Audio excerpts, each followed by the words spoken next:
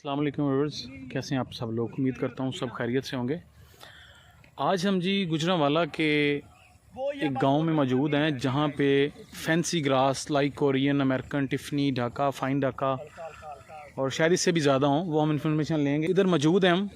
ये घास पूरे पाकिस्तान में इसी गाँव से जाता है और इनके रेट्स के बारे में, इसके मौसम के बारे में, कब लगता है, इनके रेट्स क्या हैं। और सुना है कि यहाँ के जो मज़दूर हैं वो डेली बेसिस पे 4 से 5। अस्सलाम वालेकुम व्यूअर्स, आज हम आपकी मुलाकात करवाएंगे एक ऐसे नन्हे मुन्ने दो बिजनेसमैन से जिन्होंने थोड़े अरसे में बहुत सी ग्रोथ की है और माशाल्लाह वो हज़ारों से लाखों और लाखों से करोड़ों तक पहुंच चुके हैं। तो इस बारे में घास के रिलेटेड ही है, वो घास का ये बिज़नेस करते हैं। तो मैं आपकी सारी इन्फॉर्मेशन आप तक पहुँचाता हूँ और आपसे बात करते हैं और सारे व्यूज़ इससे मुस्तफ़ीद हो सकेंगे। अस्सलाम वालेकुम खालिद साहब, नमान भाई, कैसे हैं आप लोग? वालेकुम सलाम, अल्लाह का शुक्र है, ठीक ठाक जी। अच्छा, जिस बारे में सुना था ये ग्रास फार्मिंग के बारे में, माशाल्लाह बहुत अच्छा बिजनेस है। तो काइंडली मुझे ये बताएं कि मुझे एक बात समझ नहीं आई। मैंने यहाँ पे हज़ारों एकड़ लगा देखा है। मुझे ये बता दें कि ये आप कहाँ सेल कहाँ करते हैं, इसका सेल पॉइंट कहाँ पे है? सबसे पहला क्वेश्चन मेरा ये है। सेल पॉइंट तो इसका जो मेन है ना, आपको पता है कि जैसे आजकल वो टोन वगैरह काट रहे हैं जीटी रोड के ऊपर। अगर किसी की ज़मीन वगैरह आ रही है तो वो बंदा क्या है कि वो टोन वगैरह काट के तो वो प्लाट वगैरह सेल करते हैं। तो उसमें पार्किंग वगैरह होती है, तो ये पार्किंग वगैरह में लगाते हैं। उसके अलावा जो घर बनते हैं, घरों में जो भी बंदा इतने पैसे लगा के घर बनाता है, ज़ाहिर बात है वो अपने लान के लिए थोड़ी बहुत जगह छोड़ता है। तो उसमें वो क्या करता है कि वो उसमें घास वगैरह लगाता है, तो वहाँ पर भी बहुत ज़्यादा सेल होता है। अच्छा सर, इस बारे में मुझे ये भी बताएं कि ये प्रोडक्ट, ये घास जो है, इसकी कितनी वैरायटियाँ हैं? क्योंकि मैं देख रहा हूँ कि यहाँ पे मुख्तलिफ इक़साम का ना लगा हुआ है और इनके नाम जो है वो भी ज़रा नॉमिनेशन कर दें आप। वैसे घास तो मुख्तलिफ वैरायटी का है, लेकिन हमारे पास जो ज़्यादा सेल आता है, जिसकी डिमांड होती है ना, वो कोरियन और फ़ाइन ढाका है। इसके अलावा जो टिफ़नी है, टिफ़ डवार्फ है, इसकी काफ़ी ज़्यादा वैरायटी हैं। वो आर्डर के हिसाब से होती हैं, लेकिन जिसकी ज़्यादा डिमांड है ना, वो कोरियन और फ़ाइन ढाका की होती है। अच्छा सर, ये भी बता दें काइंडली कि इस कोरियन और ये जो फ़ाइन ढाका है, इसमें क्या डिफरेंस है? कोरियन ये है कि कोरियन थोड़ा सा हार्ड होता है, इसकी नोक होती है, और जो फ़ाइन ढाका होता है वो सॉफ्ट होता है। दूसरा ये है कि जो फ़ाइन ढाका होता है उसकी जो हाइट है वो जल्दी हो जाती है, मतलब कि वो कट जल्दी कर जाता है। उसकी मतलब कटाई बार बार करनी पड़ती है, और जो कोरियन है इसकी कटाई कम करनी पड़ती है। और वैसे भी जो कोरियन ग्रास है ना, ये देखने में और फ़ाइन ढाका ज़्यादा खूबसूरत लगता है। और जो छोटे लान होते हैं अखसूसी, उसमें भी ये ज़्यादा इस्तेमाल होता है, कोरियन वगैरह लगाते हैं उसको। अच्छा खालिद भाई, ये बता दें कि इनको कोरियन और जो फ़ाइन ढाका है, इनका सेम रेट है या रेट में भी कोई मतलब अप डाउन है इनमें? नहीं, इनके रेट में फ़र्क होता है। जो कोरियन है उसके जो आउट सीज़न रेट होता है वो तकरीबन होता है 8 से 10 रुपये फुट के हिसाब से। और जब इसका सीज़न होता है तो उसका रेट तकरीबन 15 से शुरू होता है और 20, 22, 25 तक भी चला जाता है। जो ढाका है, फ़ाइन ढाका का रेट जो सीज़न का उसका रेट होता है वो तकरीबन होता है 10 से 12, 15 रुपये तक, और इसका आउट सीज़न में रेट होता है तकरीबन 4 से 5 रुपये तक। जी, तो खालिद भाई आप इसको सेल कहाँ पे करते हैं? इतना मतलब बहुत ज़्यादा क्वांटिटी में ये घास लगा हुआ है, इसको किस जगह पे सेल करते हैं आप? कौन सा सेल पॉइंट है आपके पास?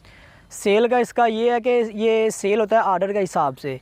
जैसे कि कोई नया प्रोजेक्ट मिल जाता है, पार्क वगैरह का, यूनिवर्सिटी वगैरह का, या ये जो बनते हैं टोन वगैरह बनते हैं, इनमें कोई आर्डर आ जाता है। इसके अलावा घर वगैरह जब बनते हैं, ज़ाहिर बात जो जब कोई बंदा घर वगैरह बनाता है तो जब वो लाने के लिए जगह छोड़ता है तो उस वहाँ से भी आता है कि आर्डर आता है कि हमें ये सप्लाई चाहिए। तो उस हिसाब से हम पूरे पाकिस्तान में इसको सप्लाई दे सकते हैं, और ये इसी तरह ये काम आगे चलता रहता है। और इसके अलावा पूरे पाकिस्तान के हर शहर में तकरीबन नर्सरी वगैरह होती है, नर्सरी वगैरह में ये भी सेल होता है। नर्सरी वगैरह में हम रख के भी सेल करते हैं आर्डर के हिसाब से, या लोग आते हैं वहाँ से हमें बोलते हैं कि हमें इतना घास चाहिए, तो वहाँ से वो माली वगैरह भी आके ले जाते हैं। और इसकी जो सबसे बड़ी मार्केट है वो नर्सरी वगैरह में ही होती है। जी खालिद भाई, हमने सुन रखा है कि इस गाँव के जो मज़दूर हैं वो डेली बेसिस पे 4 से 5 हज़ार रुपया कमा रहे हैं। तो काइंडली इस बात पे रोशनी डालें कि ये इस बात में किस हद तक सच्चाई है? ये जो बात है ना, ये मज़दूर वाली, ये बात ठीक है, लेकिन ये ना इसकी मज़दूरी होती है फुटों के हिसाब से।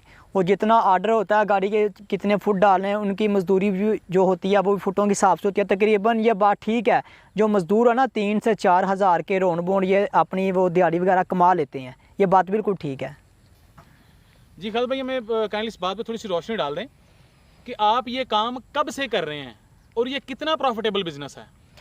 ये काम तकरीबन हम 15 से 20 साल से कर रहे हैं और प्रॉफिट ये जो फसल है चावल की और गंदम की उसके मुकाबले में इसमें प्रॉफिट ज़्यादा है।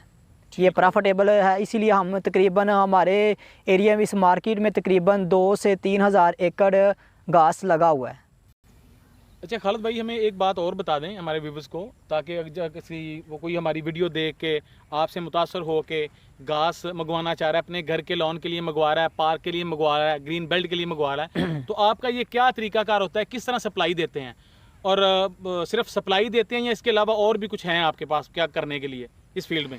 इसका ये है कि जैसे हमें कोई ऑर्डर आता है कि हमें घास चाहिए तो हम उनसे पहले डील कर लेते हैं कि आपको हम लोडिंग चाहिए या आपको उधर लगा के देना है।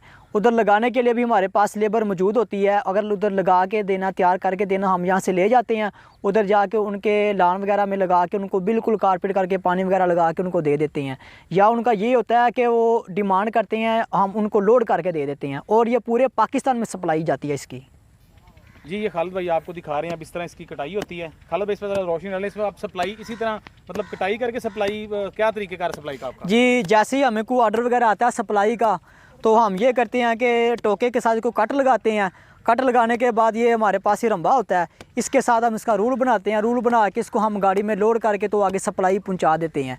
अगर वो ऑर्डर करते हैं कि हमें आपने कारपेट करके देना है तो हम अपनी लेबर साथ ले जाते हैं और जाके हम उनको कारपेट करके उनको बिल्कुल लान रेडी करके उनका लान बिल्कुल तैयार हो जाता है। ये देखें, ये इसको पहले हमने कट लगाया है। कट लगाने के बाद ये इसका ये रूल बना रहा है, इसको हम देखिए फोल्ड करते हैं। अभी ये इसको उखाड़ के अब इसका फोल्ड हो रहा है, इसका रोल बन रहा है।